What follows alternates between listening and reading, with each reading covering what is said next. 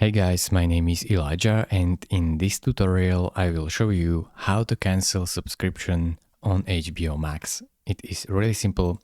First click on your profile picture and then select subscription from this menu. Now simply scroll down until you see cancel your subscription all the way into the bottom.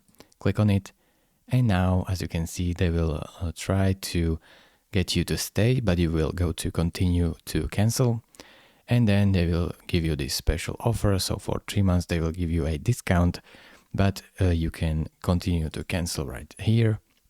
And as you can see now, give them your decisions where you want to cancel and then submit. So as you can see, the cancellation is done. Thank you very much for watching. If this video was helpful to you, consider subscribing and liking this video, and I will see you in the next tutorial. Bye bye.